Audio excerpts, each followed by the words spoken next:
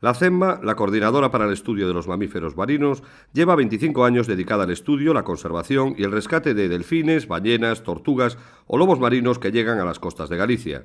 Trabajan en un litoral rico en cetáceos, donde abundan los varamientos y se mantiene una fauna diversa, aunque amenazada. Ellos son los guardianes de la costa. Cando falamos das aguas de Galicia nos referimos aos cetáceos, aos mamíferos mariños e incluso tamén as tartarugas mariñas.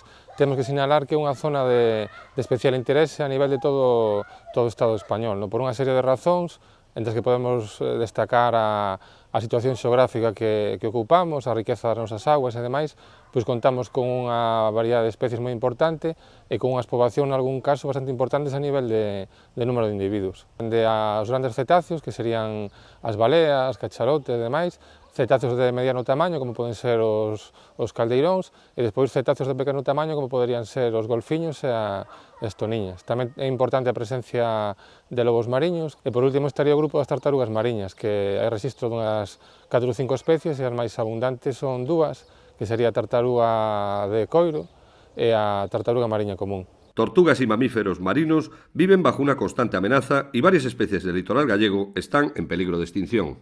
Unhas principais amenazas para a súa conservación son a interacción coa pesca, que isto afecta a diferentes niveis, e un deles é a mortalidade por captura accidental en artes de pesca. En algún caso concreto estamos falando de que a interacción é moi importante e que as tasas de mortalidade a que están sometidas algunhas destas especies é moi elevada, que pode superar incluso o 60%. Una de las principales actividades de CEMMA es el rescate en caso de varamiento, tanto de animales vivos heridos como de ejemplares muertos, que son sometidos a estudio. Aquí se registra unha media anual de uns 300 exemplares. É unha cifra moi alta, é unha cifra das máis importantes a nivel de todo o sur de Europa. Un 2% destes exemplares que aparecen varados están vivos e sobre eles se levan a cabo accións de rescate, a recuperación e demais. E cos exemplares mortos se leva a cabo un examen detallado, necrose, a recollida de mostras, que posteriormente dá lugar a través das análisis en unha serie de estudios a nivel de biología sobre diferentes temas, sobre dieta, reproducción, parasituación, xenética, identidade de poboación e demais. El caso de la tortuga rostro, recuperada en 2015, fue uno de los más mediáticos en la historia de la coordinadora y ha permitido además hacer importantes descubrimientos científicos. En este caso contamos coa colaboración da Sociedade Portuguesa de Vida en Salvaxe, que son uns compañeros que colaboran moito con nós, e podemos equipar o animal con un transmisor vía satélite. Entón, a través deste sistema, estamos realizando o seguimento do animal e agora sabemos que está xa uns máis de 600 km da nosa costa, que vai navegando sin ningún problema cara ás costas americanas, que en teoría é o seu destino. CEMMA colabora con instituciones científicas de Galicia y Europa en estudios sobre mamíferos marinos y tortugas.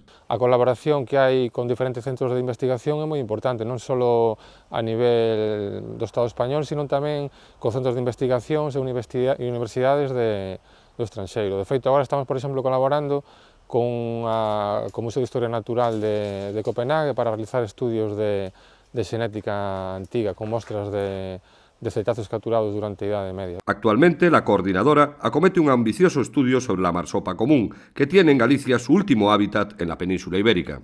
É unha das especies de cetáceos máis importantes que temos nas nosas augas por varias razóns, sobre todo porque é unha especie que está sufrindo moitísimas ameazas e que o seu estado de conservación é moi delicado. É unha especie que está extinguida das aguas do Mediterráneo e podemos decir que o núcleo poboacional máis importante a nivel de toda a península ibérica está aquí nas aguas de Galicia e no norte de Portugal. O proxecto Focoeval está financiado polo Ministerio de Agricultura, Alimentación e Medio Ambiente a través da Fundación Biodiversidade. 25 años después de su fundación, la Coordinadora para el Estudio de los Mamíferos Marinos continúa su labor científica. Son los guardianes de la costa, que ayudan a los grandes inquilinos de las rías gallegas.